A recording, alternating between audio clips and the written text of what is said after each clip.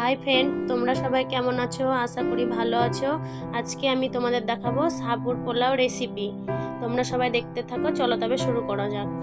প্রথমে সাবুগুলোকে ভালো করে ধুয়ে নিয়েছি, দিয়ে 1 ঘন্টা মতো ভিজিয়ে রেখেছি।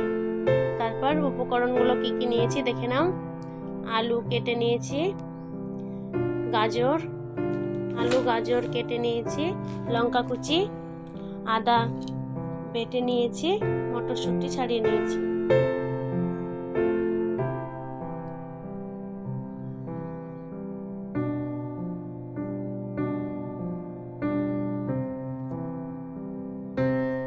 কড়াই গরম হয়ে এসছে, কড়াইয়ের মধ্যে ঘি দিয়ে দেব, তেজপাতা আর এলাচ ছেঁচে দিয়ে দেব।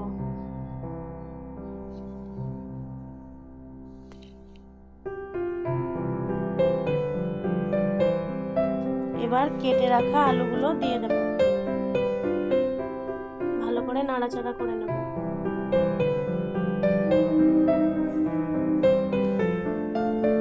এরপর কেটে রাখা গাজরগুলো দিয়ে দেব।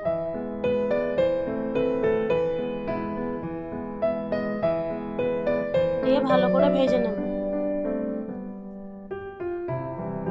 পরিমাণ মতো লবণ দিয়ে দেব।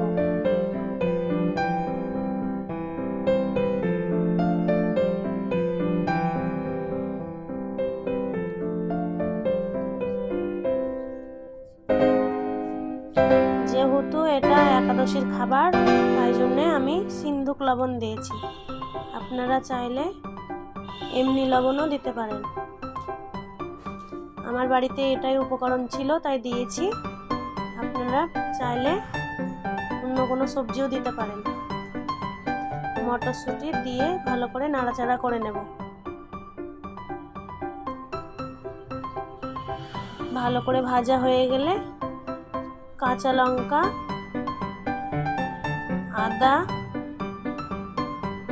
দিয়ে দেব, ভালো করে ভেজে নেব, নাড়াচাড়া করে।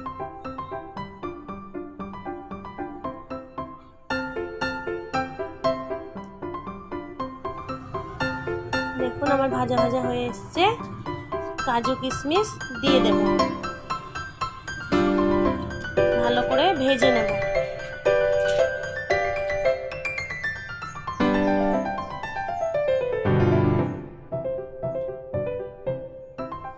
ভালো করে ভাজা হয়ে গেছে।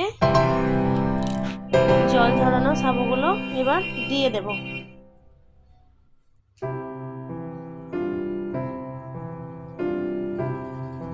ভালো করে ওর ওপর চিনি দিয়ে দেব। ভালো করে নাড়াচাড়া করে নেব।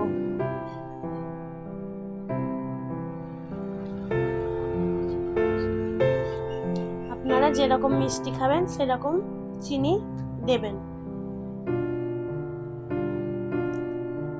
আমার হয়ে এসছে, এবার নামিয়ে নেব। ভালো লাগলে অবশ্যই লাইক, কমেন্ট, শেয়ার করবেন।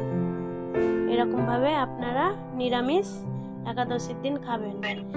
এবার ওপর থেকে ঘি দিয়ে ভালো করে নাড়াচাড়া করে নেব। আমরা মোটা দানার সাবুটা নিয়েছি, আপনারা চাইলে ছোট দানাটাও নিতে পারেন।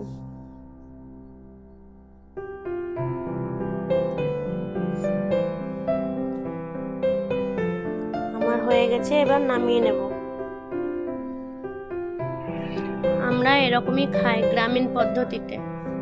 আপনারা এরকমভাবে খাবেন, আশা করি ভালো লাগবে।